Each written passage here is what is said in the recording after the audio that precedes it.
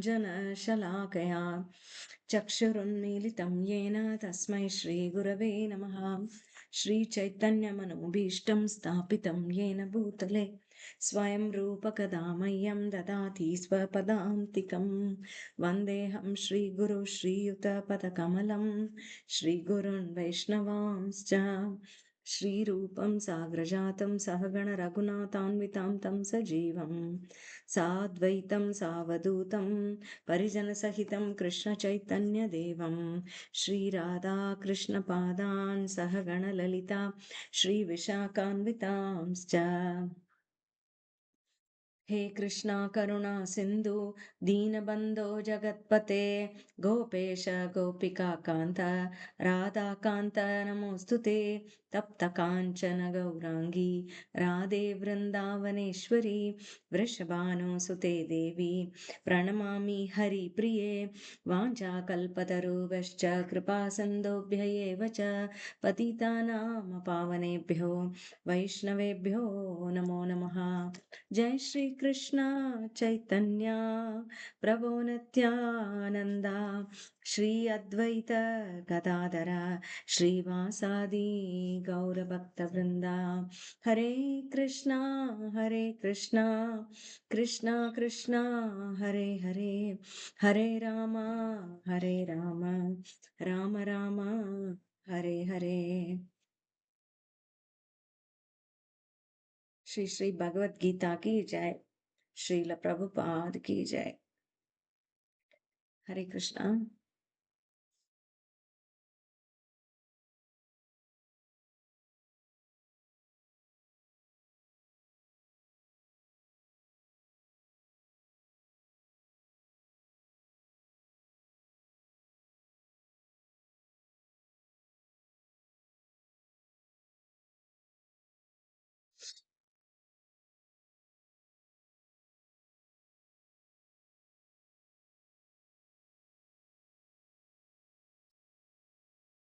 இன்னைக்கு நம்ம 5வது அத்தியாயம் பார்க்க போறோம். பகவத்கீதை 6 பகுதிகளாக, சாரி 6 ஆறா 3 பகுதிகளாக இருக்குன்னு பாக்குறோம். முதல்ல நம்மளுக்கு முதல் பகுதி ஆத்ம ஞானம். அதுல கொஞ்சமா உத்தம ஞானம் பத்தி சொன்னார்.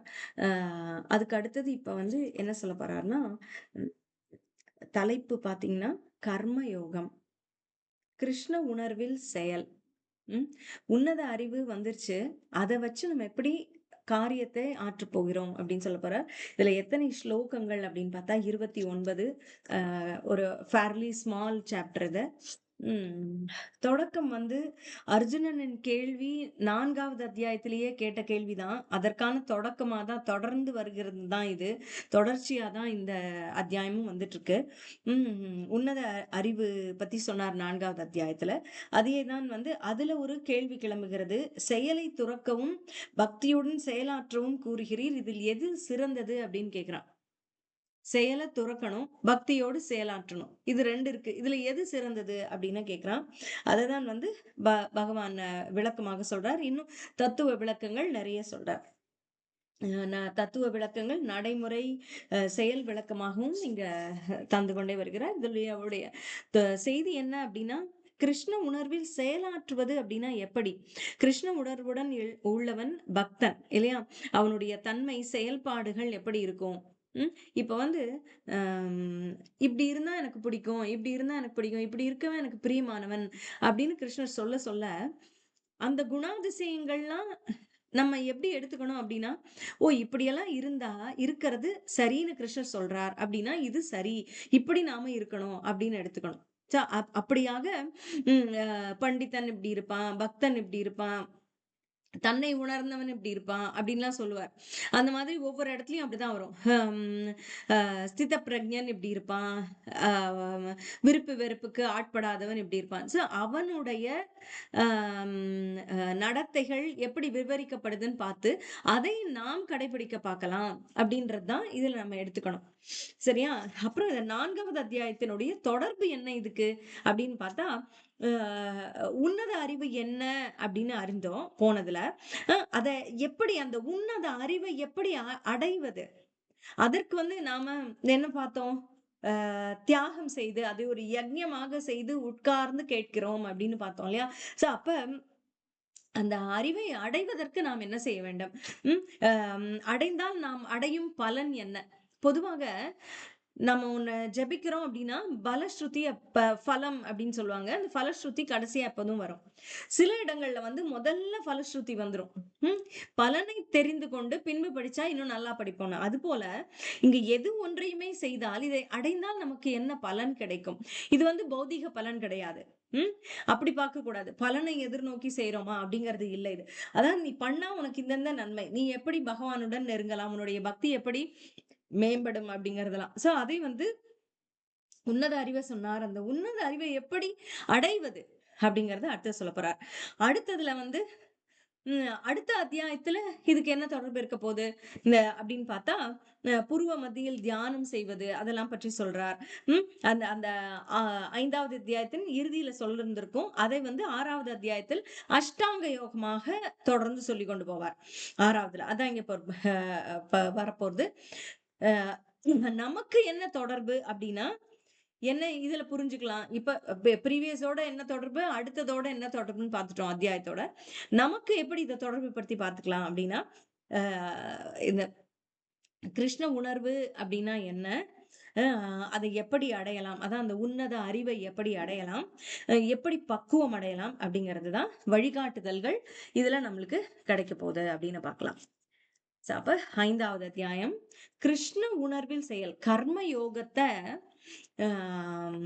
எப்படி அர்த்தப்படுத்தியிருக்காங்க அப்படின்னா கிருஷ்ண உணர்வில் செயல் யோகம் அப்படிங்கறது பகவானோடு இணைதல் அப்படின்னு பாக்குறோம். யூனியன் வித் யூனிவர்ஸ் அப்படின்னு சொல்றோம். சோ அது போல பகவானோடு இணைதல்னா தொடர்பை ஏற்படுத்திக் கொள்ளுதல் இணைந்து போறதுன்னு நினைக்க கூடாது. ஒரு தொடர்பை ஏற்படுத்திக் கொள்ளுதல் உறவு கொள்ளுதல் அப்படின்னு. சோ அப்ப அந்த கர்மம் அந்த காரியம் பகவானுக்கு உறவோடு எப்படி அவரோட உறவாடி அதை செய்கிறோம். ம் தொடர்பு கொண்டு அதை செய்கிறோம் அப்படின்னு பாக்குறோம். அதான் கர்மயோகம். அப்ப எப்படி கர்மம்னா செயலாற்றுவது. சோ அப்ப யோகமாக செயலாற்றுவது பகவானோடு இணைந்துன்னா என்ன? கிருஷ்ண உணர்வோடு செயலாற்றுவது. எப்படி அவனோடு செயல ஒ ஒ ஒட்டிக்கிட்டே நம்ம பார்க்கணும் அப்படின்னா, அவனை நினைத்துக் கொண்டே செய்வது. அவனோட தொடர்பை எப்போதும் வைத்துக் கொண்டே செய்வது அப்படின்னு பார்க்கலாம். ம். அர்ஜுன உவாச்ச முதலில் செயலை துறக்கவும் பின்பு பக்தியுடன் செயலாற்றவும் கூறுகிறீர். இவை இரண்டில் சிறந்தது எது என்று கூறுங்கள் அப்படின்னு கேக்குறாரு. அதான் இவரோட முதல் கேள்வி. அர்ஜுன உவாச்ச முதல்ல 5வது அத்தியாயத்துல நீ செயலை துறந்து விடுன்னு சொல்ற, பின்பு பக்தியுடன் செயலாற்றுன்னு சொல்ற. இது ரெண்டுல எது சிறந்ததுன்னு சொல்லு. பகவான் வாச்ச செயலை துறத்தல் 1, பக்தியுடன் செயல்படுதல் 2. 2 இருக்கு. 2மே முக்திக்கு ஏற்றதுதான். ஆனால் பக்தியுடன் செயலாற்றுவது இருக்கு இல்லையா? அது இந்த செயலை துறந்து விட்டு போவதை விட, செயலை துறப்பதை விட இது சிறந்தது. அதனால செயலை துறப்பதற்கு நீ தயாராக நிக்காத அப்படின்றதுக்கு சொல்றார். பக்தியோடு நீ செயலாற்றுவதுதான் சிறந்தது. எந்த நிலையிலுமே செயலாற்றாமல் இருப்பதை விட பக்தியோடு செயலாற்றுவதுதான் சிறந்தது அப்படின்னு. இப்ப செயல்களின் விளைவுகளில் விருப்பு வெறுப்பு அற்றவன் நிரந்தர சந்நியாசி அப்படிங்கிறார். உம் அதாவது கிரகஸ்தர்களுக்கு நிறைய என்ன சொல்றது அட்ராக்ஷன்ஸ் நம்மளுக்கு பல நம்ம மனதை இழுப்பதற்கு பல விஷயங்கள் இருக்கு. உம் நாம் எப்போது நாம் துறவு மனப்பான்மையோடு வாழுகிறோம் என்றால் நமக்கு தான் மோர் சேலஞ்சிங் அப்படின்னு பிரபுபாதர் சொல்வார். அதாவது சன்னியாசிகள் கூட வாழ்ந்துடலாம். அவர்களுக்கு குடும்பம் இல்லை, இங்க ஒரு குழந்தை கூப்பிடாது, அவங்க அப்பா அம்மா கூப்பிட மாட்டாங்க, சொந்தக்காரங்க கூப்பிட மாட்டாங்க. அந்த மாதிரி ஒரு டிஸ்ட்ராக்ஷன்ஸ் ஜாஸ்தி இருக்காது சன்னியாசிகளுக்கு கூட. ஆனால் அவர்கள் எப்படி பார்ப்பார்கள்? உலகத்தையே தன் குடும்பமாக பார்த்து கொண்டிருப்பார்கள். ஆனா பௌதீக விஷயத்திற்காக இழுக்க மாட்டாங்க எல்லாரும் அவர்களை. ஆனால் கிரகஸ்தர்களுக்கு பௌதீக விஷயத்திற்காகவே இழுப்பார்கள். அப்ப நம்முடைய பௌதீக கடமைகள் இருந்து கொண்டே இருக்கும். அது இருக்கும் பொழுது ஆன்மீகமான விஷயங்களை நாம் செய்வது என்பது அவ்வளவு சுலபமாக இருக்காது. அதுவே ஒரு தவமாக இருக்கும். அதுவே ஒரு தவம்னா என்ன? அதுலயே மிக அ அ அ பெரிய த ம் துறவு மனப்பான்மை காட்ட வேண்டியிருக்கும். பற்றற்ற தன்மைய காட்ட வேண்டியிருக்கும். இதுல பற்றோடு இருந்துட்டோம்னா, இப்ப பாருங்க, ஆன்மீக விஷயங்கள், பௌதீக விஷயங்கள் 2மே இருக்கு நம்மளுடைய வாழ்க்கையில. இதுல பாதி பாதியா வச்சுக்கிறோம்னு வச்சுக்கோங்களேன். பௌதீக சம்பந்தமான காரியங்கள செய்ய தான் வேண்டியிருக்கு. அது இல்லாமல் இல்லை. ஆன்மீக விஷயங்கள் நாமாக தேர்ந்தெடுத்துக் கொள்கிறோம். நாம் செய்யணும் அப்படின்னு. அனைவரும் செய்வதில்லை. ஆனால் நாம் அதனை தேர்ந்தெடுத்திருக்கிறோம். நாம் அதை செய்வோம் என்று முடிவு செய்திருக்கிறோம். அப்ப இதிலேயே மூழ்கி போனாலும் அதையும் செய்ய முடியாது. 2ம் நமக்கு வந்து ஒரே நேரத்தில் கூட வரலாம். இந்த பற்று அதிகமாக வைத்துக் கொள்வதா, இந்த பற்று அதிகமாக வைத்துக் கொள்வதா? அப்படின்ற அ கான்ஃப்ளிக்ட் நம்மளுக்கே வரலாம். அப்ப அதை எப்படி கையாள்வது? அதை தான் நீங்க சொல்றார். செயல்களின் விளைவுகளில் விருப்ப வெறுப்பற்றும் நிரந்தர சந்நியாசி. இப்படியான சவால்கள் கிரகஸ்த வாழ்க்கைக்கு நிறைய உண்டு. அதை தான் வந்து அம் அ துறவு மனப்பான்மையோடு செய்ய வேண்டும் சொல்றார். 2மே இருக்கிறது வாழ்க்கையில. இதையும் செய்ய வேண்டும், அதையும் செய்ய வேண்டும். அதுக்கு தான் நான் சொல்ல வந்தேன். 2மே இருக்கிறது. ஆனால் பௌதிக விஷயங்கள் அதிகமாக செய்ய செய்ய மனம் வந்து அப்படியே வேரூன்றி போயிடும். ஊனி போயிடும் அதுல. ஆனா ஆன்மீக விஷயங்கள் செய்யும்போது எதுவுமே அப்படிதான். எந்த காரியம் செய்கிறோமோ, அதிலேயே நம்ம மனது ஊன்றி விடும். ம். எது படிக்கிறோமோ, அதிலேயே நம்ம ஆழ்ந்து போயிடுறோம் இல்லையா? அது மாதிரி போகும். அப்ப பௌதீக விஷயங்கள் செய்து கொண்டு, அப்புறம் அப்படியே மனத அங்கேருந்து பறிச்சு கொண்டு வந்து இங்க நட்டு வைக்கணும். அது எப்படி முடியும்? அதுதான் என்ன பண்ணணும்? பக்தியுடன் செயலாற்ற வேண்டும். பற்றற்று இதுல வந்து இங்க போய் அப்படி வேர் ஊன்றி உட்கார்ந்துக்கிற மாதிரி பற்றோட அப்படி புடிச்சுக்கிற மாதிரி பண்ணிடக்கூடாது. பற்றற்ற நிலையில் பண்ணோம்னா, இதோட ஒட்டிக்க மாட்டோம். பௌதிக விஷயங்களுக்கு.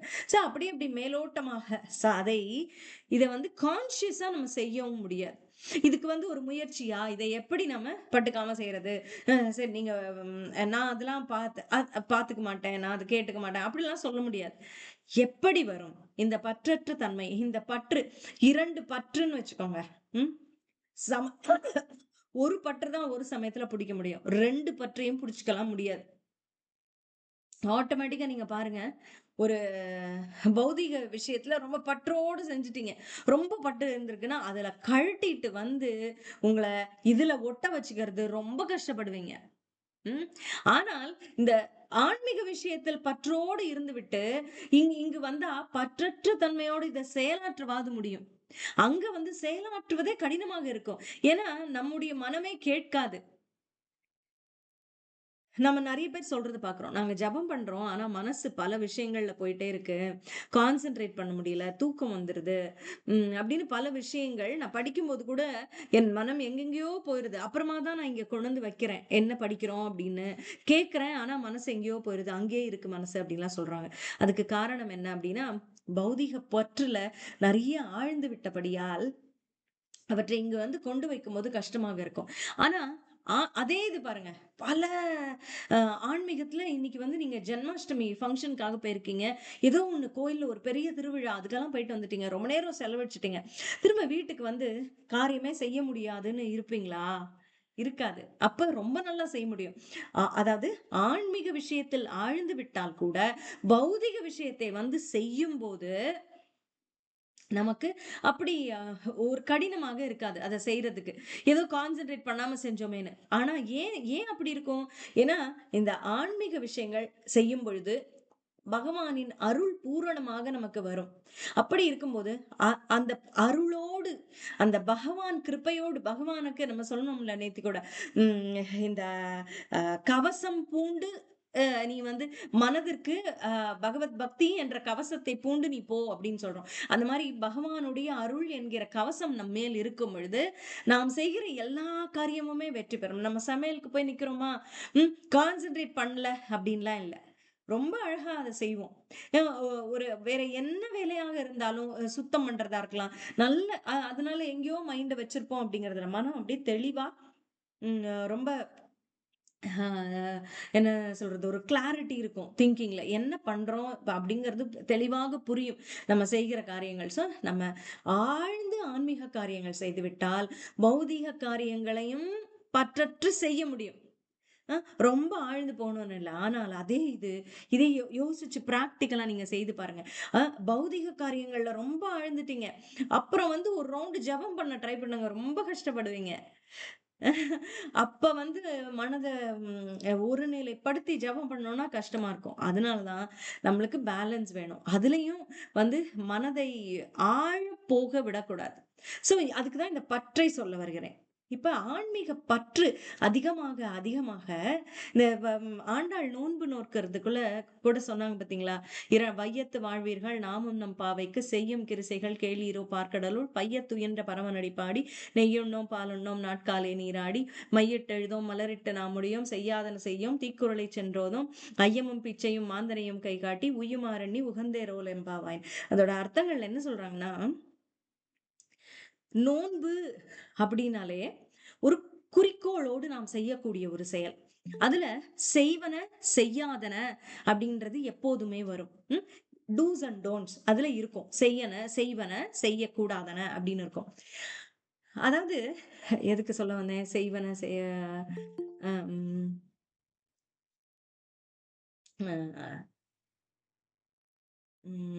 உம் பற்று இதை வந்து எதையுமே பற்ற வேண்டியதுன்னு ஒண்ணு இருக்கும். நோன்பு என்றாலே பற்ற வேண்டியது ஒண்ணு இருக்கும், விட வேண்டியதுன்னு ஒண்ணு இருக்கும். அது போலதான் ஆன்மீகத்திலும் நாம் வந்து பகவானை பற்ற பற்ற பற்ற இந்த பற்று விட்டுரும். எதுவுமே 2ல எல்லாம் பற்ற முடியாது. நீங்க இப்ப ஒரு இந்த கேலண்டர் மாட்டுறதுக்குலாம் நம்ம ஒரு ஒட்டுறதுக்கு ஒண்ணு வைப்பாங்கல்ல. பின்னாடி இருக்கும். அத எடுத்துட்டு போய் ஒட்டணும். ஒரு இடத்துல ஒட்டுனா ஒட்டுனதுதான். திரும்ப எடுத்து இன்னொரு இடத்துல ஒட்ட முடியுமா? முடியாது. அதுபோல நம்ம மனதும் ஒன்றை பற்றி விட்டால் இன்னொன்றை போய் பற்றுவது கடினம். பற்றுவது என்பது ஒண்ணுதான்.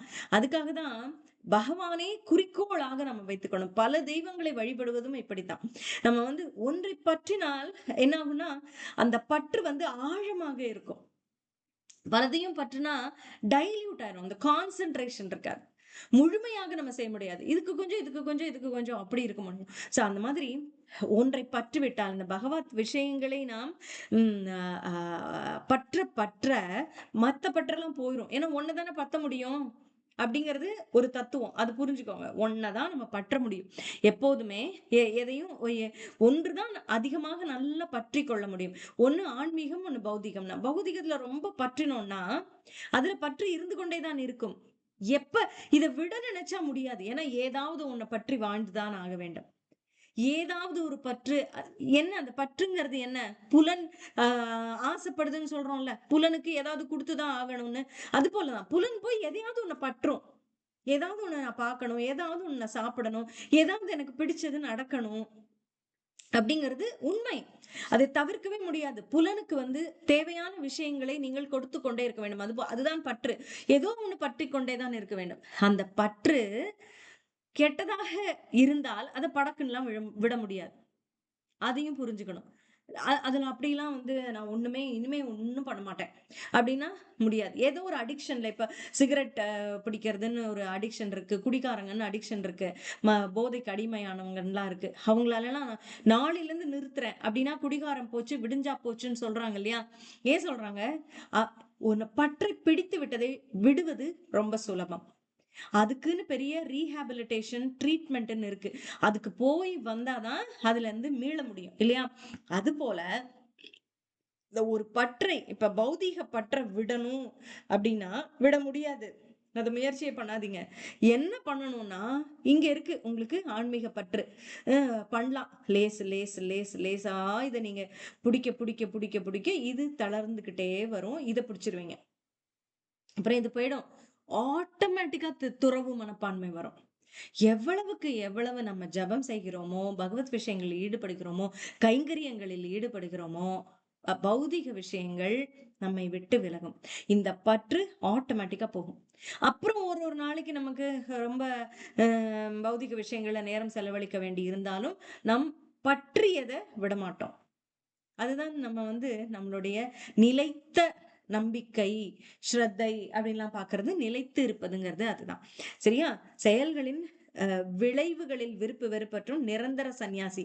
அவன் தான் நிரந்தர சந்நியாசி. திரும்பி வந்து அந்த பற்ற விட்டுட்டு வரமாட்டான். அது எல்லா இருமைகளிலிருந்தும் விடுபட்டுள்ள அவன் பௌதிக பந்தங்களை எளிதில் வென்று முழுமையாக முக்தி அடைகிறான்.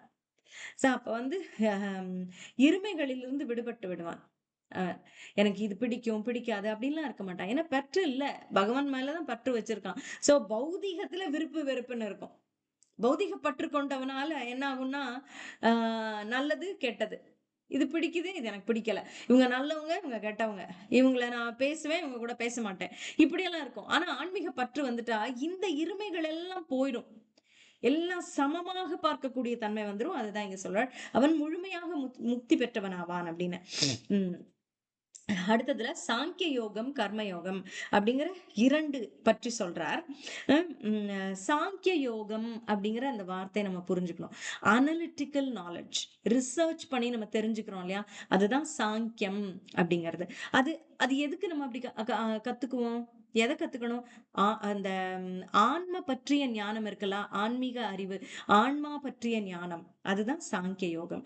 சோ அந்த ஆய்ந்து அறியும் யோகம், கர்ம யோகம், பக்தி யோகம், இது 2 பத்தி பாக்குறார்.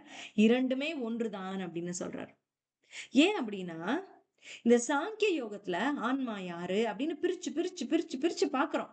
எல்லாத்தையும் அனலைஸ் பண்ணி பாக்குறோம், ரிசர்ச் பண்ணி பாக்குறோம், படிக்கிறோம் பயங்கரமா, மெட்டாபிசிக்ஸ் அப்படின்னு. ஆன்மானா இதுதான், அதுதான், பரமாத்மா இவரு, அவருக்குள்ள தொடர்பு எல்லாம் படிக்கிறோம். அனலிட்டிக்கல் நாலேஜ், சாங்கிய யோகம். அதுல இறுதியான நாம் அறியக்கூடியது என்ன அப்படின்னா, ஆன்மா பரமாத்மாவுக்கு சேவகன் அப்படின்றது. சோ அப்ப சேவகனாக இருக்கணும்னா நீ எப்படி இருக்கணும்? சரணாகதி பண்ணி அவனுக்கு பக்தி பண்ணணும், கைங்கரியம் செய்யணும்னு வருது. அப்ப இறுதி இலக்கு என்ன? நீ பக்தி கொண்டு இருக்கணும்னு. சோ இரண்டுமே சாங்கிய யோகமாக இருந்தாலும் நீ கற்று இறுதியாக வர வேண்டியது அந்த நிலைக்கு தான். பக்தி யோகம்னா என்ன? ஒரு எஸ்கலேட்டர் மாதிரி டக்குன்னு புரிஞ்சுட்டு போயிருவோம். அது வந்து ஏறி ஏறி ஏறி எல்லாம் புரிய வேண்டாம். இன்னும் ஒன்று புரிஞ்சுக்கோங்க, ஏன் இது ரொம்ப சுலபமானதுன்னு பக்தி அப்படிங்கிறது. ஏன்னா இப்ப லாஜிக் அப்படி, இது லாஜிக் தான். ரொம்ப ரிசர்ச் பண்ணி தெரியுது சாங்கிய யோகம் உண்மைதான். இப்ப இதை வந்து நம்ம ஆராய்ந்து லாஜிக் பேசிக்கிட்டே இருந்தோம்னு வச்சுக்கோங்க, பேசிக்கிட்டே இருக்க வேண்டியதான். எப்ப வந்து சில பேருக்கு இவ்வளவெல்லாம் அறிவு இருக்காது, இவ்வளவுலாம் படிச்சிருக்க மாட்டாங்க, ஆழ்ந்து ஆழ்ந்து அதோட அர்த்தத்தை புரிய மாட்டாங்க, புரிஞ்சுக்க மாட்டாங்க, தெரியாது. ஆனா ரொம்ப தீவிர பக்தர்களா இருப்பாங்க. எப்படி அப்படின்னா, நம்ம ஏற்றுக்கொள்வதற்கு ஒரே ஸ்டெப் தான். ஏற்றுக்கொள்ளாமல் காரணம் கூறுவதற்கு லாஜிக் அப்படின்னு பேசணும் அப்படின்னா, அந்த வரட்டு ஆர்குமெண்ட்ஸ் அப்படி இருக்கு சொல்றாங்கல்ல, அதுக்கு ஏற்றுக்கொள்ள வேண்டாம் என்றால் 1000 காரணங்கள், 1000 லாஜிக்ஸ் இருக்கு. ஏற்றுக்கொள்வதற்கு ஒரே ஒரு காரணம் தான் இருக்கிறது. அது போலதான் இங்க இது இரண்டுமே ஒன்றுதான், வேறுபட்டது என்று அறிவற்றோர் தான் பேசுவர்ன்னு சொல்றாங்க. நான் வந்து எனக்கு அந்த மெட்டாபிசிக்ஸ் தான் பிடிக்கும், ஆய்வறியக்கூடிய சாங்கிய யோகம் பிடிக்கும், ரொம்ப பிடிக்கும் அப்படின்னு அனலைஸ் பண்ணி படிக்கலாம். ஆனா அது வேற, இது வேறன்னு நினைக்காதீங்க. ஏன்னா, அதில் இறுதியாக நீங்கள் அறியப் போவது என்ன அப்படின்னா, பகவன் திருவடியை சேர்வதுதான். அதான் சொல்றாங்க. ஏதேனும் ஒன்றில் முழுமையாக ஈடுபடுத்திக் கொண்டாலும், முழுமையாக கடைபிடித்தாலும், இரண்டின் பலனையும் அடைவதாக உண்மையான பண்டிதன் அறிவான் அப்படிங்கிறார். இப்படிதான் வந்து உண்மையா சரியாக இருக்கக்கூடியவன் எப்படி இருப்பான், எப்படி இருப்பான்னு சொல்லும்போது நாம புரிஞ்சுக்க முடியும். இரண்டும் ஒன்று, இரண்டாலும் அடையக்கூடிய நிலை ஒன்று என்பதை உணர்ந்து பக்தி தொண்டு, சாங்கிய யோகம் இரண்டையும் சமநிலையில் காண்கிறானோ அவனே உள்ளதை உள்ளபடி காண்கிறான் அப்படிங்கிறார். சோ வெறுமனே செயலை துறப்பது மகிழ்வு தராது. வெறும் செயலை மட்டும், நான் காரியம் மட்டும் செய்ய மாட்டேன், நான் இப்பெல்லாம் வந்து எல்லாம் செய்யறதே விட்டுட்டேன் அப்படின்னா எப்படி? நீ செய்ய வேண்டிய காரியத்தை செய்யாம இருக்கிறது தப்பு. பக்தி தொண்டில் ஈடுபடுதல் அது வந்து பக்தி தொண்டில் ஈடுபடுவது அவசியம். நான் எல்லாத்தையும் செய்யாம இருப்பேன்னு மட்டும் சொல்லிட்டா பத்தாது. செய்யாம எதுக்கு இருக்கீங்க? இந்த நேரத்தை நான் வந்து இப்ப வேஸ்டே பண்றது இல்ல அப்படின்னா, வேஸ்ட் பண்ணாம இருக்கிற அந்த நேரத்தை, சேமிச்ச நேரத்தை எதுக்கு பயன்படுத்த போறீங்க? இருக்குல்ல, எதுக்கு பயன்படுத்த போறோம் அப்படின்னு இருக்குல்ல, அதுக்கு நல்லதுக்கு பயன்படுத்தலைன்னா அந்த நேரத்தை சேமித்து என்ன பயன்? பயனே இல்லை. அதான் சொல்றார், அந்த பக்தி தொண்டில் ஈடுபடுவது அவசியம். அந்த பரத்தை அப்படி இருந்தால் பரத்தை அடைவது உறுதி அப்படின்னு சொல்ல. இதுக்கு என்னன்னா, பரத்தை அடைய வேண்டும் அப்படிங்கிற இலக்கு உணரணும். எதுக்குமே அப்படிதான், என்ன டெஸ்டினேஷன் புரியணும். இப்ப வந்து உங்களை யாராவது வெளில கூட்டிட்டு போறாங்க அப்படின்னா, எவ்ளோ போனோனே கேட்பீங்களா? "எங்க போறோம்?" அப்படின்னு கேட்போமா இல்லையா? எங்க போறோம்னே தெரியாம ஒருத்தர் பின்னாடி போவோமா? எந்த கோயில் அப்படின்னா, "ஏய் யார் வீட்டுக்கு போறோம்ன்னு சொல்லிருங்க." யாருன்னே தெரியாம போய் நின்னு அவங்கள, "ஏய் யாரு?" அங்க போய் இன்ட்ரோடியூஸ் பண்ணிக்கணும் அப்படின்லாம் இருக்கக்கூடாதுல்ல. இப்ப உங்க கணவர் வந்து அவருடைய பிசினஸ் ரிலேஷன்ஸ் யாரையோ உங்களுக்கு காட்டணும்னு சொல்லி, அவங்க கலீக் யாரையோ காட்டுறாங்கன்னா, நீங்க என்ன சொல்லணும்? போற இலக்கு நம்மளுக்கு தெரியணும். யார பார்க்க போறோம் அப்படின்னு. சில பேர்லாம் கல்யாணத்துக்கே யாருன்னே தெரியாம போயிட்டு வந்துடுறேன்னு சொல்லுவாங்க. அதாவது இலக்கு என்ன என்று தெரியாமல் செல்வது ரொம்ப என்ன சொல்றது? மயங்கிய நிலை போல. அப்படியே கண்ண கட்டி காட்டுல கூட்டிட்டு போற மாதிரி. காடே புரியாது. அதுல கண்ண வேற கட்டியிருந்தா என்ன புரியும்? கண்ணு கட்டியிருந்தா நல்ல இருக்க செக்டர் செக்டரா பிரிச்ச நகரங்கள்ல கூட ஒண்ணும் புரியாது. காட்டுல எப்படி புரியும்? அதுபோல ம் நம்ம கூடிய இலக்கு என்ன? பரத்தை அடைதல் என்ற இலக்கை உணர்ந்து விட்டால், நாம வந்து அ பக்தி தொண்டை செய்வதை தவற மாட்டோம். அந்த பக்தி தொண்டும் நமக்கு கிடைக்கும். அந்த இறுதி இலக்கும் நமக்கு கிடைக்கும் அப்படிங்கிறது. சோ மனம், புலன்கள் இவற்றை கட்டுப்படுத்தி பக்தியுடன் செயல்படும் தூய ஆத்மா அனைவருக்கும் பிரியமானவன். இது புரிஞ்சுக்கோங்க. அனைவருக்கும் பிரியமானவன். அது பகவானுக்கு மட்டும் பிரியமானவன் இல்ல. ஏன் அப்படின்னா, ஆட்டோமேட்டிக்கா அந்த அன்பு உங்களுக்கு அனைவர் மேலயும் வந்துவிடும். இது வந்து நீங்க ஒருத்தர மன்னிச்சு, சரி இவங்க தப்பு பண்ணாலும் பரவால்ல. அப்படின்னெல்லாம் இல்ல. உங்களுக்கு ஆட்டோமேட்டிக்கா அவர்கள் மேல ஒரு அ அபிமானம் வந்துரும்.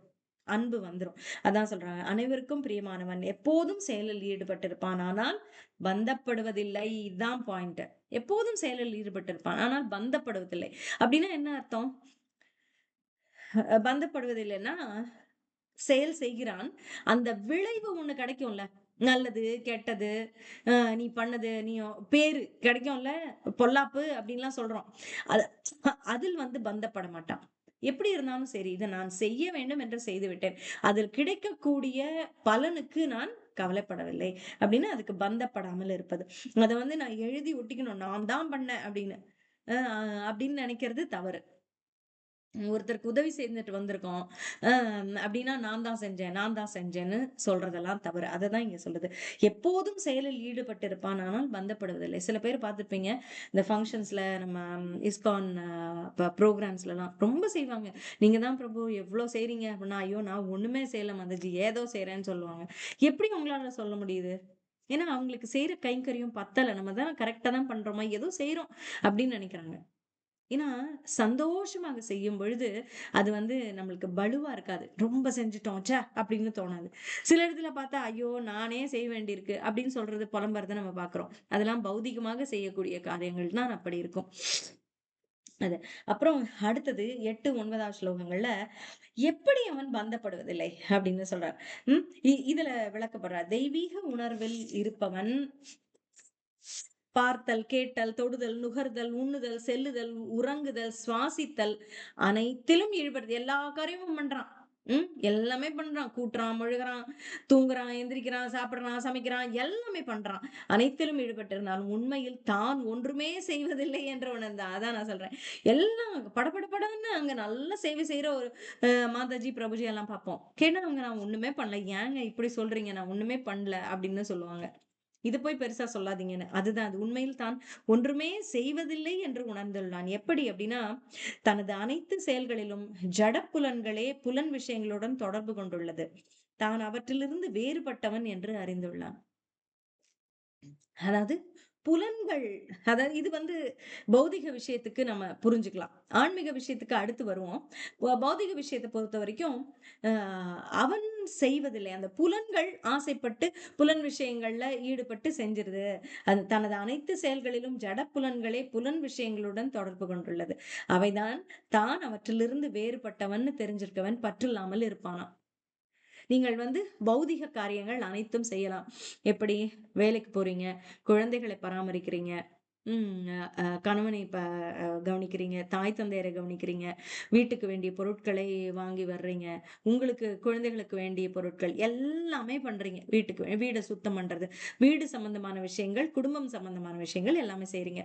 அது வந்து ஆன்மீகம் ஆகாது அப்படிங்கிறது நமக்கு தெரியும். அதெல்லாம் உங்களுடைய பௌதீக கடமைகள். அதை செய்யும் பொழுது என்னதான் செய்தாலும் நீங்கள் வந்து அனைத்திலும் ஈடுபட்டு இருந்தாலும், எப்படி அ அ நீங்கள் வந்து பற்றில்லாமல் இருக்கிறீர்கள் அப்டின்னா, புலன்கள் சம்பந்தப்பட்ட அந்த புலன் விஷயங்கள் புலன்களுக்கு உரியது தானே தவிர, அவர்களுக்கு உள்ள தொடர்பு தானே தவிர, நான் அவற்றிலிருந்து வேறுபட்டவன். நான் அது என்னோட நான் பந்தப்படுத்திக் கொள்வதில்லை. நானே செய்தேன்னு அங்க போறதில்ல. நான் அதை செய்ய வேண்டி இருக்கிறது செய்திருக்கிறேன். நம்ம விலகி இருக்கிறோம் அதிலிருந்து அப்படிங்கிறது தான். இதுக்கு வந்து தாமரை இலை, நீரை வந்து உவமையாக கிருஷ்ணரே பகவத்கீதை ஸ்லோகத்திலேயே இது வருது. இந்த உவமை. தாமரை இலை நீர் போல கடமைகளை ஆற்றுவானாம். பலன்களை பரமபுருஷ பகவானிடம் அர்ப்பணித்து பற்றற்றிருப்பான். ஹம், நீர் வந்து இலையை தீண்டுவதே இல்லை. நீர் வந்து இலைய தீண்டுச்சுன்னா என்ன ஆகும்? அப்படியே ஊறி போய் அந்த த இலை வந்து மேல மிதக்காது. உள்ள போய் விழுந்துரும். அப்படிதான் சில பேர்ட்ஸ பார்த்தீங்கன்னா, அ ஈரமாகுமா? ஈரமானா என்ன ஆகும்? அதால இருக்க முடியாது. நம்மலாம் போனோம்னா ஈரமாயிடுறோம். ஈரம்னா நம்ம உடல் கூட உள்ளுக்குள்ள போகுதா தண்ணி? யோசிச்சு பாருங்க. இல்ல. மேல தான் தண்ணி ஆகும். அது தொடச்சா போயிரும். ஆனா, அதுக்கே சில பேர் வந்து, "ஐயய்யோ! நான் நனஞ்சுட்டேன், நனஞ்சுட்டேன், நனஞ்சுட்டேன்" அப்படின்னு ஏதோ அது இர்ரிவர்சிபிள் மாதிரி புலம்புவாங்க. அப்படி இல்ல. நம்ம தோலில் தான் வருகிறது. அதையும் தொடச்சா போயிரும், அந்த ஈரமும். அப்படிதான். ஆனா, அந்த அ தாமரை இலைக்கு அது கூட இல்ல. அந்த அந்த நீர் படக்கூட செய்யாது. நம்ம ஊறி போக மாட்டோம் நம்மளும். ஆனா, நம்மளுக்கு வந்து ஊர்றதுங்கிறது ரொம்ப நேரம் வச்சிருந்தோம்னா, வெரச்சு போகும் விரல் அப்டின்லாம் சொல்றோம்ல. அது மாதிரியெல்லாம் சில சமயம் ஆகும். ஆனா, அதுக்காக நம்ம வந்து தண்ணிக்குள்ள இருக்கறனால உடம்பே ஊறி போயிரும் அப்டின்றதெல்லாம் இல்ல. அப்டியே ஆனா சில இதுகள் இருக்கு. துணிமணி அதெல்லாம் வந்து தண்ணிக்குள்ள வைக்கிறோம். சாக் பீஸ வைக்கிறோம். அதெல்லாம்னா ஊறி போயிருது. ஆனா, அது தண்ணியை சிறிது கூட வாங்காது. அதுபோல நாம் செய்கிற செயலுக்கு நாமே காரணம். அந்த பெருமை எனக்கு தான். அதனை வாங்கிக் கொள்ள மாட்டாமல் அதை அதிலிருந்து விலகி இருப்பது. அதான் சொல்றாங்க. பலன்களை பரமபுருஷ பகவானிடம் அர்ப்பணித்து பற்றற்றிருப்பான். நீர் இலையை தீண்டுவதில்லை. பாவ விளைவுகள் அவனை தீண்டுவதில்லை. அப்படி இருக்கிறவன் தனக்கு மேல ஒரு வேக்ஸ் லேயர் போட்டிருக்கு அந்த இலை. அதுபோல அவன் வந்து தன்னை சுற்றி பகவான் அருள் என்கிற அந்த இத போட்டுக்கிட்டான்னா, பற்றற்ற தன்மை வந்துரும். அப்ப வந்து அவன் என்ன நினைப்பான்? பாவ விளைவுகள் வந்து அவன தீண்டி அவனுக்குள்ள போகாது. அவன ஊற வைக்காது. அவன் அதுக்குள்ள முங்கி போக மாட்டான். பாவ விளைவுக்குள்ள அப்படின்னு சொல்றார். தாமரை இலைக்கு ஒரு கவசம் இருக்கிறது. ஒரு கோட்டிங் இருக்கு. அதுபோல பாவம் வந்து அடையாமல் அவனை காக்கும். அந்த கவசம்ங்கிறது என்ன? இங்க பகவானின் அருள் அப்படிங்கிறது. ம் கிருஷ்ண உணர்வின் பக்குவ நிலை என்ன? அப்படின்னு அடுத்ததுல இருந்து சொல்றார். கிருஷ்ணருடன் ஒன்றிய நிலை. நான் உடல் அல்ல என்ற அகங்காரத்திலிருந்து விடுபட்ட நிலை. அ நம்ம நான் இந்த உடல் அல்ல ஆன்மா. இதனை அடைய பற்றுதலை துறந்த யோகிகள் உடல், மனம், புத்தி, புலன்கள் இவற்றைக் கொண்டு செயல்படுகின்றனர். தூய்மை அடைய வேண்டும் என்ற ஒரே நோக்கத்துடன். இவற்றை வந்து இதையெல்லாம் விட்டுட்டு போக முடியாது. இதெல்லாம் நம்ம கிட்ட இருக்கு. இவற்றை கொண்டு வேலை செய்துதான் அந்த பற்றற்ற நிலைக்கு போகணும். செயலின்மை கூடாதுன்னு சொன்னார்ல. எதுவுமே இல்ல நான் ஒண்ணும் பண்ண மாட்டேன்னு உட்கார முடியாது.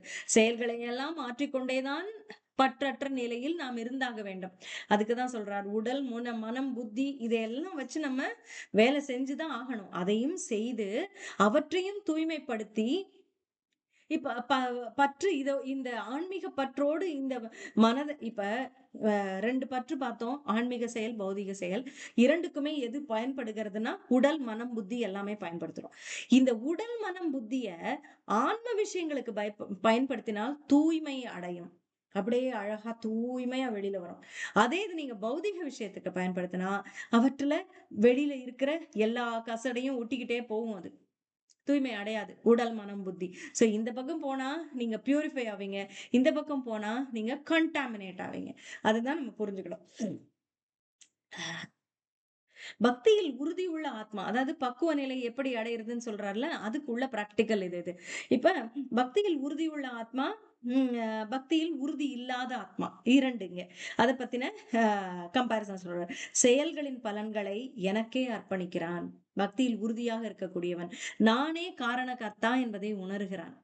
அவன் பூரண அமைதியை அடைகிறான். அப்படி இருக்கக்கூடியவன். ஆனா இதுல வந்து இது நமக்கு கிடைக்கலையேன்னு நினைக்கிறவன், நான் தானே செஞ்சேன். எனக்கு சொல்லலையேன்னு நினைக்கிறவன் நிம்மதி இல்லாமல் இருப்பான். அதான் தனது முயற்சியின் பலனை எல்லாம் தானே அனுபவிக்க வேண்டும் என்ற பேராசையில் பந்தப்படுவான். ம். ஆனால் எனக்கு அந்த அ நானே அனைத்துக்கும் காரியகர்த்தா, எனக்கு அந்த பெருமை வர வேண்டும் அப்படின்னு நினைக்கிறவன் கிடைக்காவிட்டால் கவலைப்படுவான். ஆனா இவன் வந்து கிடைக்கிறதோ கிடைக்கலையோ என்னுடைய கடமை நான் செய்து விட்டேன்னு நிம்மதியா போயிட்டே இருப்பான். அதான் இங்க சொல்றார். அமைதியாக இருத்தல்னா என்ன? அச்சமின்மை. அ கிருஷ்ண உணர்வின் உச்சம். இது முன்னாடி நான் சொல்லியிருக்கேன். பயமின்மை என்பதுதான் இந்த பகவத் பக்தியினுடைய உச்சம். அததான் இங்க சொல்றாரு. அந்த அமைதி எப்ப கிடைக்கும்? அச்சம் இல்லாமல் இருக்கும்போது தான் அமைதியாக இருக்க முடியும். ஒரு பயம் இருந்ததுன்னா, ஓ! இது நமக்கு இந்த பேரு வருமோ? வராதோ? நமக்கு இது கிடைக்குமோ? கிடைக்காதோ? அப்படின்ற அந்த பயம் இருந்துகிட்டே இருக்கு அப்படின்னா, அமைதி இல்லன்னு அர்த்தம். இல்லையா? அதான். உடலை அடைந்த ஆன்மா 9 கதவுகள் கொண்ட நகரில் வசிக்கிறான். உடல். ம். உடலுக்கென்ற சில இயற்கை குணங்கள், இயல்புகள் உண்டு. அதற்கு கட்டுப்பட்டு வாழ்கிறான். இல்லையா? நமக்கு வந்து இந்த நேரத்துல பசிக்கும், இந்த நேரத்துல கழிவுகள் பண்ணணும் அப்படின்றதெல்லாம் இருக்கு. அதுக்கு தகுந்து நினைக்கிறான். ஆனால் ஆன்மா நினைத்தால் அந்த நியதிகளுக்கு அப்பாற்பட்டு வாழ முடியும். அ ஆன்மாவுக்கென்று ஒரு மேம்பட்ட இயற்கை உள்ளது. அதனை மறந்து தன்னை உடல் என்று கருதி துன்பங்களுக்கு ஆளாகிறான்.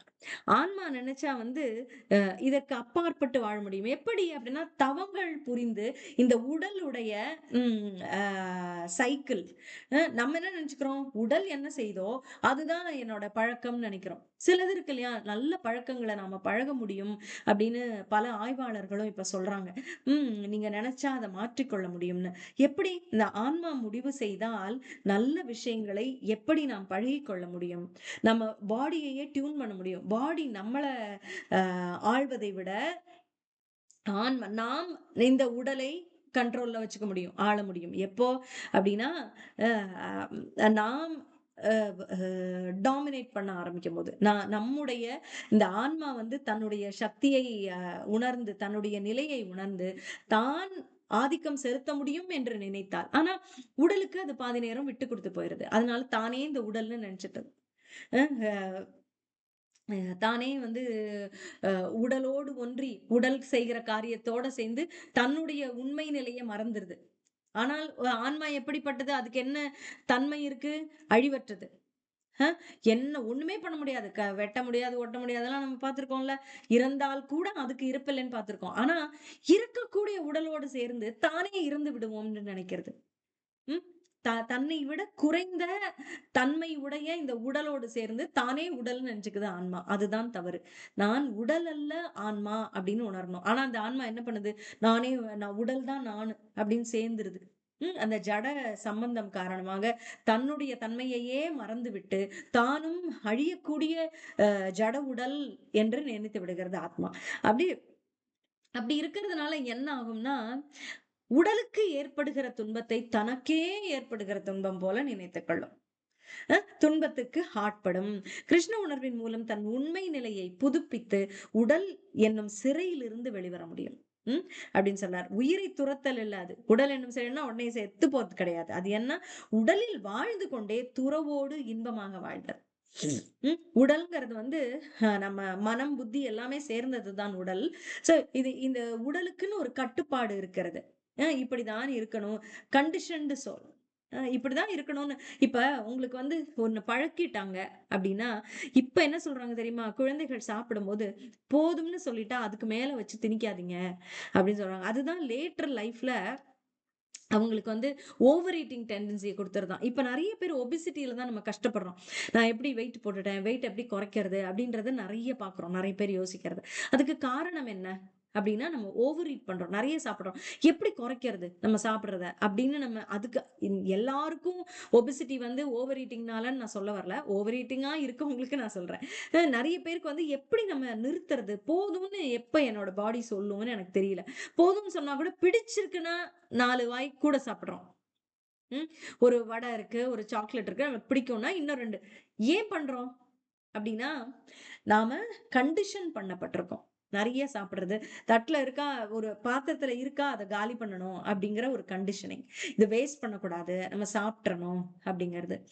இதுக்கு இன்னொன்னு சைக்காலஜிக்கலாவும் சொல்றாங்க. இனிமே கிடைக்குமோ அப்டிங்கிற ஒரு மனநிலை. இது வந்து மென்டல் ஹெல்த் ப்ராப்ளம் இது. இனிமே ஒரு இன்செக்யூரிட்டி. இனிமே நமக்கு கிடைக்குமோ, கிடைக்காதோ அப்படின்னு நினைக்கிறதுங்க தான் ஓவர் ஈட் பண்ணுவாங்களாம். ஆனா அவங்களோட லைஃப்ல எல்லாமே செக்யூர்டா தான் இருக்கும். எல்லாரும் கிளீனா எல்லாமே இருப்பாங்க எல்லாம். ஆனாலும் அவங்க மனசுல வந்து அதாவது சாப்பிடுறதுக்கு குறைவு இல்லாம இருக்காதாம், இருக்கும். ஆனா மனதுல ஒரு குறை இருக்கு அவங்களுக்கு. ம். அம் தன்னுடைய குடும்பமோ, கணவனோ தன்னை நல்லா நடத்தல, தன்னுடைய உற்றார் உறவினர் தன்னை நடத்தல அப்படின்னு சொல்ற ஒரு மனப்பான்மை இருக்கும் இல்லையா? டிப்ரஷன்ல இருக்காங்க அப்படின்னு சொல்றாங்கல்ல, அவங்களுக்கு கிடைக்காத கிடைக்காத ஒன்று அன்பு. அதை வந்து உணவுல பார்ப்பாங்களாம். அதனால கிடைக்கும்போது அந்த உணவ நெறைய சாப்பிட்டுட்டா, அவர்களுக்கு உடலால் மனதால இருக்கக்கூடிய அந்த குறை நிறைவடைந்தது போல இருக்குமாம். அந்த ஃபுட்ட போட்டு அடைச்சு சாப்பிட்டுட்டாங்கன்னா, இன்னும் ஓவர் ஈட் பண்ணி அடைச்சு சாப்பிட்டாங்கன்னா, அவங்களுக்கு வந்து திருப்தியா இருக்குமாம். மனசுக்கு. அதுவும் வந்து கொஞ்ச நேரம் தான். அந்த மனசுக்கு வந்து நெறைய கிடைச்சிட்ட மாதிரி இருக்குமா, அப்பா! அப்படின்னு. சோ இந்த திருப்தி எப்பலாம் அவங்களுக்கு வந்து ஒரு டிப்ரஷன் வருது. டிப்ரஷன்னா இறக்கம். எ அ லோவா ஃபீல் பண்றாங்களோ, அப்பல்லாம் சாப்பிடுறது. டிப்ரஷன் ஈட்டிங்ன்னு இத தானே சொல்றாங்க. அன்பு கிடைக்காத பட்சத்துல over eating, over eating, over eating. அதுதான். சோ அப்ப உயிரோடு இருந்து கொண்டே இந்த உடலை விடுவது போல அதிருப்தியோடு வாழும்போது, அது வந்து உடலில் வாழ்ந்து கொண்டே துறவு மனப்பான்மையோடு வாழ்ந்தால் இன்பமாக வாழலாம் அப்படின்னு சொல்றார். அதுக்கு தான் ம் அ இதுக்கு ஒரு பியூட்டிஃபுல் உவமை சொல்றார். உடல் என்னும் நகரத்தின் நாயகன் ஆத்மா. ம். உடல் என்னும் நகரத்தின் நாயகன் ஹீரோ ஆத்மா. செயல்களை உண்டாக்குவதில்லை. செயல்படுமாறு மக்களை தூண்டுவதில்லை. செயல்களின் பலன்களை உண்டாக்குவதும் இல்லை. இவை அனைத்தும் ஜட இயற்கையின் குணங்களால் செயலாற்றப்படுபவையே. அதாவது இந்த ஆத்மான்னு ஒண்ணு வருது இல்லையா? அது வந்து நீ இத செய்யி, அத செய்யி, அது எதையுமே இந்த ஆன்மா சொல்றதில்ல. இந்த உடலால தான் இத்தனையும் வருகிறது. இப்ப நமக்கு பசி வர்றது உடலால. கோபம் வருவது நமக்கு நம்ம உடலுன்னு யோசிக்கிறதுனால. சோ எதையுமே நீங்க கால்குலேட் பண்ணி பாருங்களேன். வலிங்கிறதும் எதனால? வருத்தம்ங்கிறதும் எதனால? நான் மீனாவாக இருப்பதனால் என்னை யாரோ ஒன்று சொன்னார்கள். அதனால் நான் வருத்தப்படுகிறேன். ஆனா என் ஆன்மாவை அது தொடாது. ஆன்மாவுக்கு அந்த அந்த வலியே இல்ல. அதுக்கு இறப்பே இல்லங்கும்போது வலி எங்க இருந்து வரும்? அது போல. சோ இவை இந்த செயல்களை உண்டாக்குவது, செயல்படுமாறு மக்களை தூண்டுவது, செயல்களின் பலன்களை உண்டாக்குவது எல்லாமே செயல் சம்பந்தப்பட்ட அனைத்துமே ஆன்மா சம்பந்தப்பட்டதில்லை. இவை அனைத்தும் ஜட இயற்கையின் குணங்களால் வருவது. ம். செயலாற்றப்படுபவை. மெட்டீரியல் நேச்சர் குவாலிட்டி என்ன? கடவுளின் சக்திகள் 2ஆக இருக்கிறது. கீழ்நிலை, உயர்நிலை அப்படின்னு பார்க்கிறோம். அதாவது inferior energy, superior energy. Inferior energy அப்படிங்கிறது ஜடம். சுப்பீரியர் எனர்ஜிங்கிறது வந்து உயிர், சத்து, அசத்து அப்படின்னு சொல்றோம். சத்துனா சத்து. அதுதான் சத்து. சத்தே இல்லாத சாப்பிட்டா வேஸ்ட். அதுதான் இந்த நம்ம உடல். இந்த இந்த சத்தா வந்து இது உட்காரும்போது, உயிர் வந்து உட்காரும்போது தான் இந்த உடலுக்கு உயிரே வருது. ஆக்ஷனே வருது. இல்லன்னா ஒண்ணும் இல்ல. சோ இந்த ஜடம், உடல் என்பது கீழ்நிலை. ஏன்னா, அதற்கு தானாக இயங்கக்கூடிய சக்தி இல்லை. ஆனால் உயர்ந்த நிலையில அந்த ஆன்மா, அது உயர்ந்தது, சுப்பீரியர். அது வந்து உட்காரும்போது தான் இதுக்கு எழுச்சியே வருது. சோ எப்படியோ நினைவு கெட்டாத காலம் தொடங்கி 2ம் தொடர்போடு தான் இருக்கிறது. இந்த உயர்ந்த சக்தி, தாழ்ந்த சக்தி. ம். செயல்கள் அவற்றின் எதிர்விளைவுகள். ஆக்ஷன் அண்ட் ரியாக்ஷன் சொல்றோம்ல. செயல்கள் இது எல்லாமே உயிர்வாழியின் தற்காலிக சரீரமே. அதோட காரணம் வந்து நாம இங்க இருக்கிறதுனால தான் இந்த செயலாற்றுகிறோம். இங்க இல்லன்னா இந்த செயலை ஆற்ற மாட்டோம். அதான் சொல்றாங்க. சோ கட்டுண்ட தன்மையில் வாழ்பவன், கட்டுண்ட தன்மைன்னா என்ன? அதான் நான் சொன்னேன். கண்டிஷன் செய்யப்படுறோம். இப்படியாக குழந்தையிலேயே நமக்கு வந்து இதுதான் நமக்கு உள்ள சட்டம். இப்ப சாப்பிடுறதே நம்ம சொல்றோம் இல்லையா? குழந்தையாக இருக்கும்போது அதிகமாக என்னோட தெரிஞ்ச ஒரு ஃப்ரெண்ட் அப்படி இருக்காங்க. ரொம்ப இந்த சட்டியில இருக்கிறது முடிச்சிரணும் அப்படின்னு சொல்ல சொல்ல இப்போ ஒபிசிட்டி ஆயிடுச்சு அந்த குழந்தை. ஆ போதும்ன்னு சொல்லும்போது நிறுத்தாம, "இல்ல, இல்ல இதெல்லாம் வேஸ்ட் பண்ணக்கூடாது. எப்பவுமே கொஞ்சம் தானே இருக்கு போட்டு சாப்ட்டுரு. இதையும்." அப்படிங்கிற தன்மை. அது இப்பதான் எல்லாரும் சொல்றாங்க. இது வந்து கொஞ்சம் இருக்குங்கிறதுக்காக போதும்ன்னு வழிச்சு போடுறதுக்கு நம்ம உடம்பு வந்து குப்பை தொட்டி இல்லன்னு. அது ரொம்ப உண்மை. எப்ப போதும்ன்னு சொல்லுதோ, எப்ப வேணும்னு கேக்குதோ அப்பதான் குடுக்கணும். எப்ப போதும்ன்னு சொல்லுதோ அப்பதான் நிறுத்தணும். அப்படின்னு உடலுக்கு இருக்கு. அதுதான் இங்க அதுதான் கட்டுண்ட தன்மை. அது கண்டிஷன் ஆயிட்டோம். இதுதான் அப்படின்னு நம்ம நினைச்சுட்டோம். அதாவது இதுதான் சரி. இதான் வளர்ப்புல. இது சாப்பாட்டுல மட்டும் இல்ல. இது சரி, இது தவறு அப்படின்னு வேல்யூ சிஸ்டம்னு சொல்றோம் இல்லையா? அதுவும் வந்து நம்ம இப்படியே வளர்க்கப்பட்டு விட்டோம்னா, இதுதான் சரி என்றே நினைப்போம். இத மாற்றிக்கொள்ள நாம் கஷ்டப்படுவோம் அதுக்கப்புறம். ம். அதுதான் கட்டுண்ட வாழ்க்கை. அதாவது கட்டு உண்டிருக்கு இந்த ஆத்மா. போய் உட்கார்ந்துருச்சு. இந்த உடல் செய்யக்கூடிய காரியம் எல்லாம் தான் தானுன்னு நினைக்குது இது. அதுதான் சேம் வே நம்ம இதுதான் சரின்னு நம்ம டியூன் பண்ணப்பட்டிருக்கோம். அதனால இந்த ஆன்மா வந்து இந்த உடல் செய்றதெல்லாம் ஆமா, ஆமா கரெக்ட் இதுதான் அப்படின்னு இது கட்டுண்டுருச்சு. அந்த கண்டிஷன்ல போய் உட்கார்ந்துக்குச்சு. நான் இதெல்லாம் உடல் செய்றதெல்லாம் கரெக்ட் அப்படின்னு. அது என்ன அர்த்தம்? அறியாமை. ஏன் அது அப்படி நடக்குது? அப்படின்னா, தான் எங்கிருந்து வந்தோம்? தன்னுடைய பர்ப்பஸ் என்ன? பர்ப்பஸ் உணரணும். பார்த்தோம்ல கொஞ்ச நேரம் முன்னாடி. எங்க போறோம்? எங்க போறோம்ங்கிற இலக்கு நமக்கு தெரியணும்னு. அப்படி பிறக்கும்போதே இந்த ஆன்மாவுக்கு தன்னுடைய இலக்கு தெரிஞ்சு தான் பொறக்குது. ஆனா பொறந்த உடனே த என்விரான்மென்ட்ல அது போய் சேரும் பொழுது, உடல் சம்பந்தப்பட்ட விஷயங்கள்ல ரொம்ப ஈடுபட்டு இந்த ஆன்மா தன்னுடைய குறிக்கோள மறந்து போயிருது. அதுதான் இங்க வந்து அறியாமையில ஆயிருது. அறிவோடு வந்த ஆன்மா, அறியாமையில் கட்டுண்ட தன்மையினால் அறியாமை ஆயிருது. அறியாமையினால் தன்னை உடல் எனக் கருதி, உடலால் செய்யும் செயல்களின் விளைவுகளால் துன்பப்படுகிறது. உடலால நம்ம செய்கிற செயல்களுக்கெல்லாம் வர்ற விளைவுக்கு, உடல் தான் துன்பப்பட்டு போதே, நீ வந்து அமைதியா இரேன்னா இல்ல. அதுக்கு அப்படி ஆட்டம்ன்னு ரொம்ப தானும் சேர்ந்து அந்த துன்பத்தை ஈடுபடுகிறது.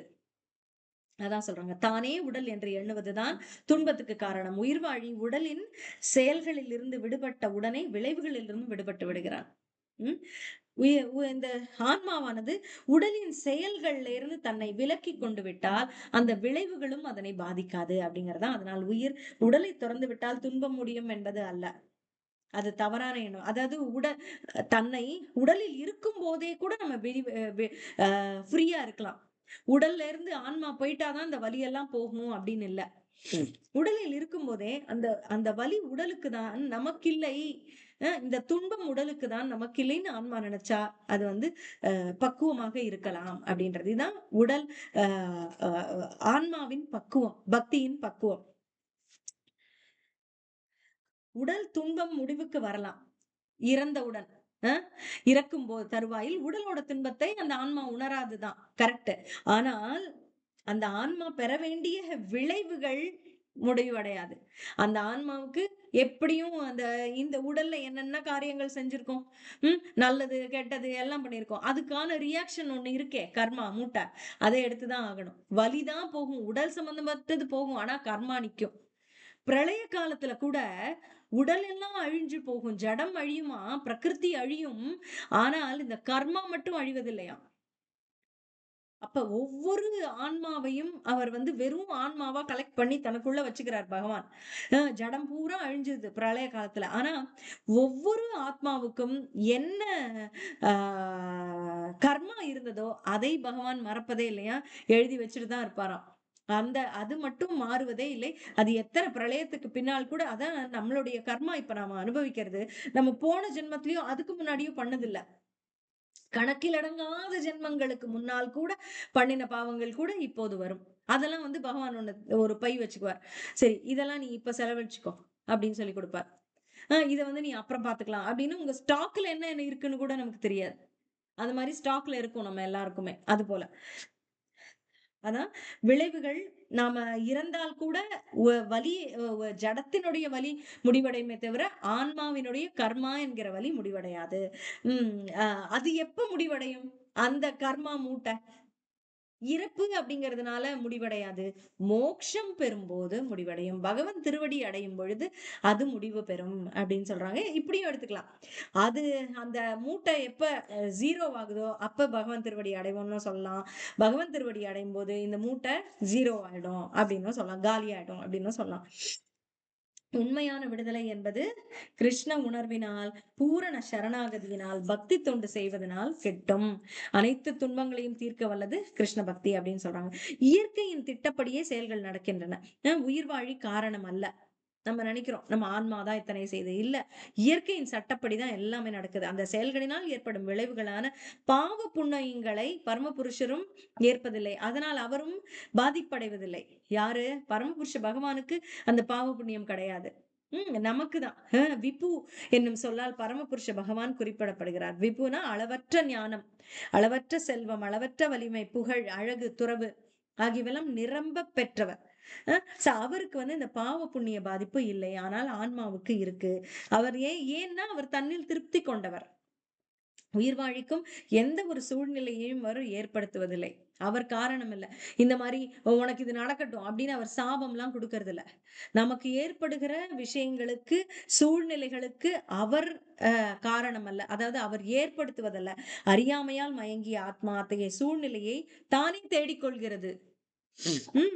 அப்படிங்கிறாரு. விரும்பி தேர்ந்தெடுத்துக் கொள்வது. நமக்கு வேண்டிய உடல் நம்ம ஆசைப்படுறோம் அப்படியே. அப்ப அவர் அத கொடுத்துடுறார். சரி. நீ வந்து இப்படி இருக்கணும்னு ஆசைப்படுறியா? ஆ சரி நீ இந்த பிறவி எடுத்துக்கோ அப்படின்னு குடுக்குறார். உயிர்வாழியின் எந்த சூழ்நிலைக்கும் பகவான் பொறுப்பல்ல.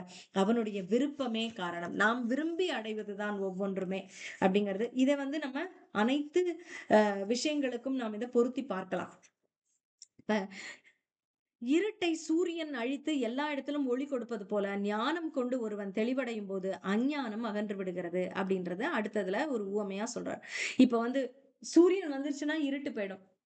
ம். இருட்டு பார்ட் பை பார்ட்டாலாம் போகாது. சுத்தமா போயிரும். அது போலதான் ஞானம்ங்கிறது வந்துருச்சுன்னா, அறியாமை ஒரு இத்துணூண்டு அளவு கூட இருக்காது. சுத்தமா போயிடும். அதுபோல ஞானம் உண்மையான ஆச்சாரியன் மூலமாக அடையப்பட வேண்டும். ஞானம் கொண்டு ஒருவன் தெளிவு அடையும் போது அஞ்ஞானம் சுத்தமா அகன்றுவிடும். அந்த ஞானத்தை ஒரு தூய ஆச்சாரியன் மூலமாக, குரு மூலமாக அடைய வேண்டும். தான் உடல் அல்ல, ஆத்மா, திவ்யமான ஆத்மா அப்படிங்கிறத அவன் உணரக்கூடிய இந்த அறிவை ஒரு குருவின் மூலமாக கேட்க வேண்டும். உம் அடுத்த இது இது அடுத்த ஆன்ம ஞானத்துல என்னன்னா ஆன்மாவும் பரமாத்மாவுக்கும் என்ன உறவு அப்படிங்கறதையும் அறியும். இதை கடவுளின் பிரதிநிதியான குருவிடம் இருந்தே அறிய வேண்டும் அப்படின்னு சொல்றார்.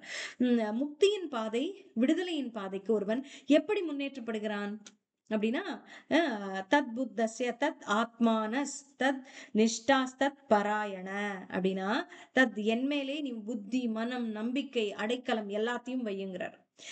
அப்ப அனைத்தையும் பரத்தில் வைப்பவன் பூரண ஞானத்தினால் களங்கங்களிலிருந்து விடுபட்டு விடுதலை பாதையில் முன்னேறுகிறான். என்ன பார்த்தோம்? பௌதிக பாதை களங்கங்களுடையது, கண்டாமினேட் பண்ணும் நம்மள. அதே இது ஆன்மீக பாதைக்கு போனா நம்மள தூய்மைப்படுத்தும்னு பார்த்தோம். அப்படியாக இப்படி என்மேல் மனம், புத்தி, ஆன்மா, நம்பிக்கை, நானே சரணம் அப்படின்னு என்னை நம்பி வந்தால் நீ வந்து பூரண ஞானம் கிடைத்து களங்கத்திலிருந்து விடுபடுவாய். உனக்கு இருக்கிற இந்த கண்டாமினேஷன், ஒட்டி இருக்கிற அழுக்கெல்லாம் விடுபட்டுரும். நீ வந்து விடுதலை பாதைக்கு சூப்பரா போயிருவ. நல்லா எல்லாத்தையும் உன்னோட பேக்கேஜ் எல்லாம் கழட்டி விட்டுட்டு நீ லைட்டா இருந்தீன்னா கடகடன்னு நடக்கலாம்ல, நடந்து போயிட்டே இருப்ப அப்படின்னு சொல்ற. கல்வியும் அடக்கமும் கொண்ட பண்டிதர்கள், அதாவது ஞானவான்கள் என்ன சொல்றாங்கன்னா, கல்வி மட்டும், அறிவு மட்டும் ஞானமாகாதுன்னு அவர்களே ஏற்றுக்கொள்கிறார்களாம். அதனோடு சிறந்த பண்பு சேரும் போது ஞானமாகிறது அப்படிங்கிறாங்க. ஞானத்தோடு பார்க்கும் பண்டிதர்கள் பிராமணன், பசு, யானை, நாய், நாயை தின்பவன் யாராக இருந்தாலும் சமநோக்கில் காண்கிறார்கள். அவர்களுக்கு இந்த தூய ஒரு சமநிலையோடு பார்ப்பார்களாம். அந்த பாரபட்சம் இல்லாமல் இருப்பார்கள் அப்படின்னு சொல்றாரு. ஞானம் கொண்ட பண்டிதர்கள். அப்புறம் ஞானிகள், பண்டிதர்கள், முக்தாத்மாக்கள் அப்படின்ற மூவர் வந்து மனம் ஒருநிலைப்பட்டவர்கள். பிறப்பு இறப்புக்கு அப்பாற்பட்டவர்கள். அப்படின்னா என்னன்னா பிறக்கலாம். இப்ப வந்து நம்ம ஆழ்வார்கள்லாம் முக்தாத்மாக்கள் தான். அவர்கள் வந்து பிறந்திருக்கிறார்கள். ஆனால் இங்கு பிறந்தாலும் அவர்கள் பற்று இல்லாமல் ஒரு வேற பிளாட்ஃபார்ம்லயே இருப்பாங்க அவங்க. இங்க இதோட சேர்ந்து பற்று கொண்டு விட மாட்டார்கள். அவங்க வந்து பகவானின் ஆணையின் காரணமாக வந்து நமக்கு சொல்வதற்காக வந்த நித்திய சூரிகள் அப்படின்னு சொல்லுவாங்க. அங்க நித்தியமாக பகவானுக்கு சேவை செய்து கொண்டிருந்தவர்கள் தான் இங்கு வந்து குருமார்களாக, ஆச்சாரியர்களாக, ஆழ்வார்களாக வந்து பிறக்கிறார்கள். அவங்களுக்கு வந்து இங்க அட்டாச் ஆக மாட்டாங்க. திரும்ப அங்க போயிடுவாங்க. அங்க ஒரு டெபுடேஷனுக்காக வந்த மாதிரிதான். பகவானுடைய ஒரு சேவைய குருவாக இருந்து இங்க செஞ்சுட்டு போயிடுவாங்க. அப்படிதான். சோ அவர்கள் பிறப்பு இறப்புக்கு அப்பாற்பட்டவர்கள். ஏன் அதுக்காக தான் சொல்ல வரேன். ஏன் அவர்கள் பிறப்பு இறப்புக்கு அப்பாற்பட்டவர்கள்னா, ச பிறப்பு இறப்பு அவர்களை பாதிக்காது. ஏன்னா அவர்கள் குறைந்த காலத்துக்காக வந்துட்டு திரும்ப போயிடுவாங்க. அவர்களுக்கு வைகுண்டத்தில் இருக்கக்கூடிய இடம் நித்தியமாக இருந்து கொண்டே இருக்கும். அதுபோல. கடவுள் தோஷமற்றவர், பிறப்பு இறப்புக்கு அப்பாற்படுவார். அதே குணம் இவர்களிடம் இருக்கும். அப்படின்னு. ஏற்கனவே முக்தி பெற்றவர்களாக இவர்கள் கருதப்பட வேண்டும். அதான் முக்தாத்மாக்கள் அப்படிங்கிறது. இவர்களது அறிகுறிகள், சிம்டம்ஸ் கீழே சொல்லப்பட்டிருக்கு. எப்படி இருப்பாங்க? முக்த ஆத்மாக்கள், முக்தி பெற்ற ஆத்மாக்கள்னா, ஏற்கனவே பிரம்மனில் நிலை பெற்றவன் எப்படி இருப்பான்? பிரம்மனில நிலை பெற்றவன். அவனுக்கு எதுவுமே நம்ம இப்ப சுகதேவ் கோஸ்வாமியோட கதை சொல்லுவாங்க. கேள்விப்பட்டிருக்கீங்களா? அதாவது உம் வியாசர் தேவருடைய மகன் இந்த சுகதேவர். அவர் பல நாட்கள் உலகத்துல பிறந்துட்டாலே இந்த முக்குணங்களுக்கு ஆட்பட வேண்டியிருக்கும். இந்த உலகம் உலகத்தினுடைய இருமைகளை எல்லாம் பார்க்க வேண்டியிருக்கும்னு அவர் தாயுடைய கருவிலேயே பல ஆண்டுகள் இருந்தாராம். வரவே இல்லையா. அப்புறம் ரொம்ப வந்து வியாசதேவர் வேண்டிக் கொண்டுதான் வருகிறார். உன்னை நான் எதுக்கும் எக்ஸ்போஸ் பண்ண மாட்டேன் அப்படின்னு சொல்லிதான் வரார். அப்படி வரும்போதும் அவர் முற்றும் துறந்து இதுக்கு போக பார்க்கிறார்.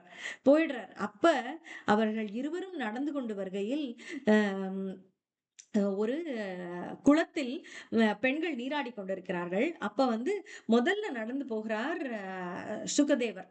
சுக முனிவர் போறார். அப்ப அவர் பையன் யாரு, வியாசதேவருடைய மகன், அவர் போறாரு. அப்ப அந்த பெண்கள் குளித்தபடி அதெல்லாம் கவலைப்படல. ஆனால் இவர் போகும்போது தன்னுடைய ஆடைகளை கொண்டு போர்த்தி கொள்கிறார்கள் அப்படின்னு சொல்றாங்க. ஏன் அப்படின்னு கேட்டா, அவர் பார்த்தால் அவரோட பற்றோடு எங்களுக்கு வெட்கம் வரவில்லை. ஏன்னா அவர் ஒரு பற்றற்ற தன்மையோட போயிட்டு இருக்காரு. எதுவுமே அவரை பார்த்தா ஐயோ அப்படின்ற கோச்சம் எங்களுக்கு வரல. அவர் எங்களை பாக்குறாருன்னே எங்களுக்கு தோணல. ஆனா இவர் வரும்போது எங்களுக்கு தோணுது நம்மளே பாதுகாத்துக் கொள்ள வேண்டும்னு. அவர் அந்த அந்த அளவுக்கு பற்றற்றவர். இவருமே முனிவர் தான். ஆனாலும் யாரை பார்த்தாலுமே மூடிக்கொள்ளணும் அப்படின்னு தோணுவது நியாயம். ஆனா அவரை பார்த்தா அது கூட வரல. ஏன்னா அப்படி ஒரு ஜட நிலையில் இருப்பது போல ஜடமாக இருந்து அவர் போகிறார். உம் அந்த உணர்வே அவரிடம் இல்லாமல் இருக்கிறது அப்படின்னு சொல்றாரு. அதான் முக்தாத்வ ஏற்கனவே பிரம்மனில் நிலை பெற்றவர்கள் இவர்கள்.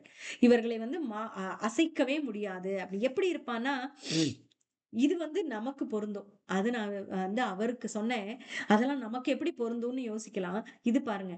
ஏற்கனவே பிரம்மனில் நிலை பெற்றவர்களுடைய சிம்டம் எப்படி இருக்கும்னு ரொம்ப பியூட்டிஃபுல். இது நமக்கே பொருந்துற மாதிரி இருக்கும்.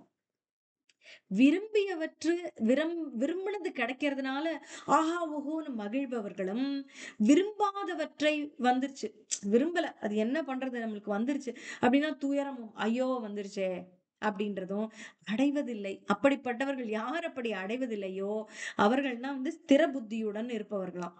மனம் மயங்காத மனம் கொண்டவர்கள்னு அவர்களுக்கு தான் அர்த்தமா.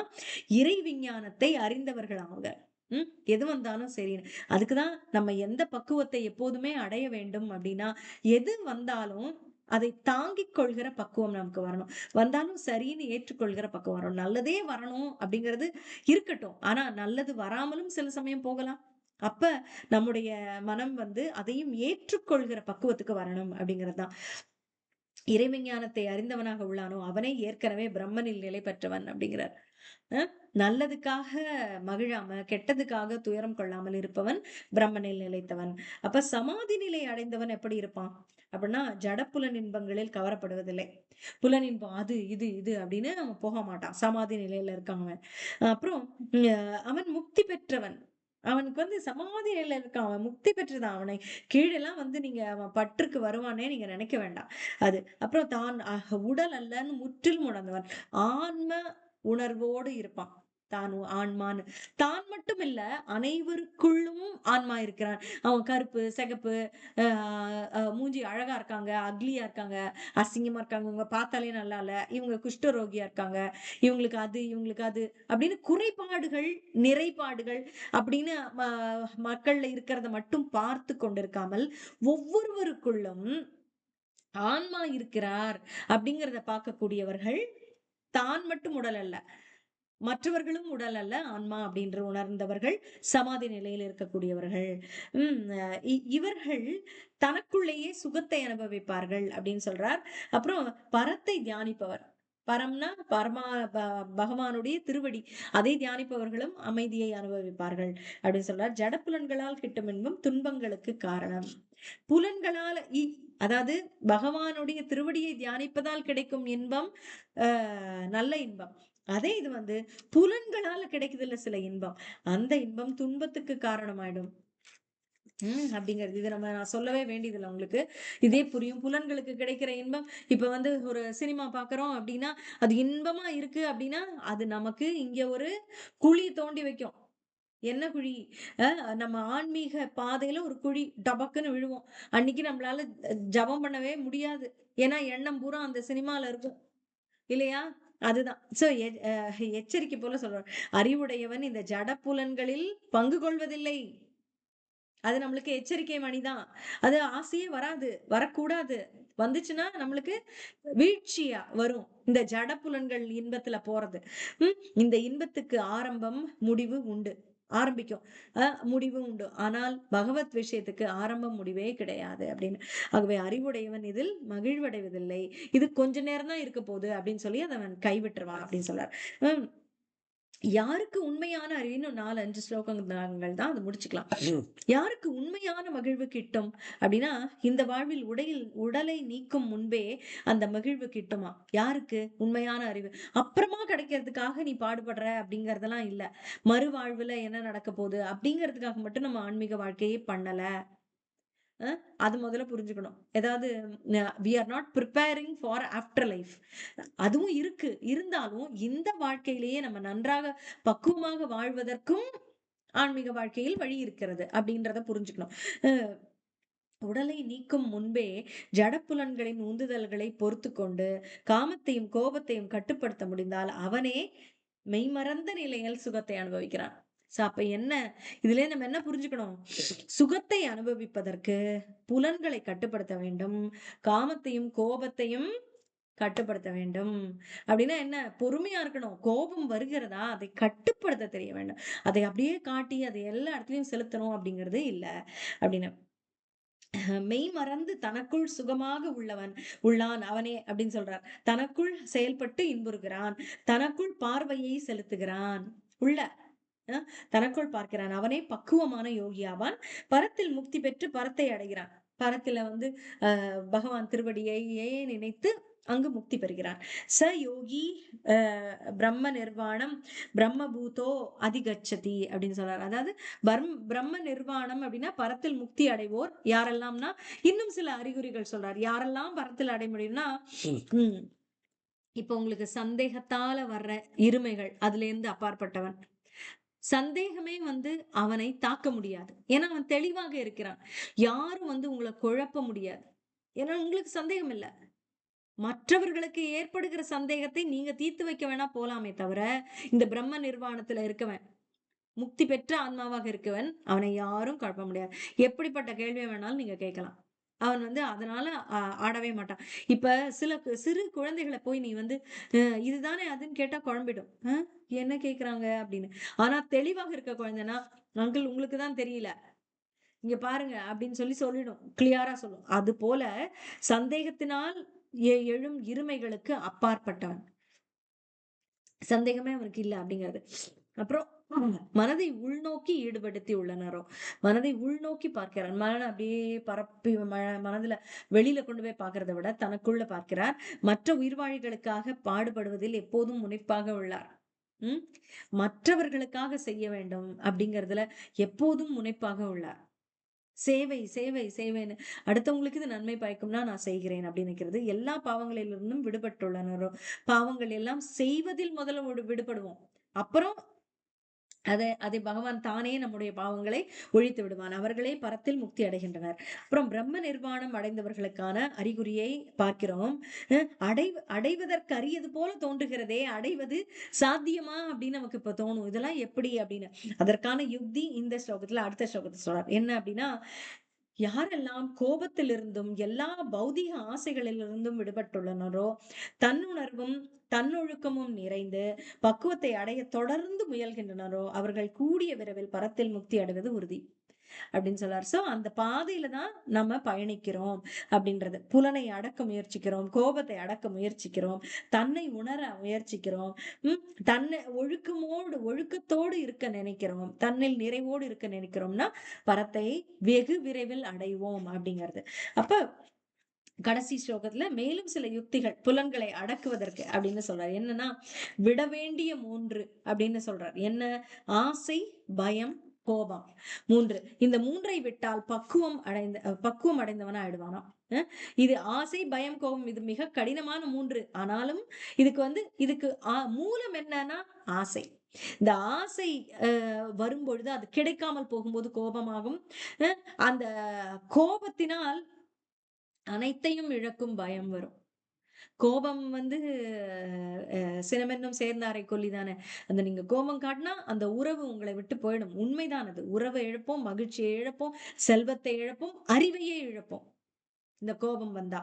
அந்த அந்த பயம் இதெல்லாம் இழந்து போவோமோங்கிற பயமும் வரும்.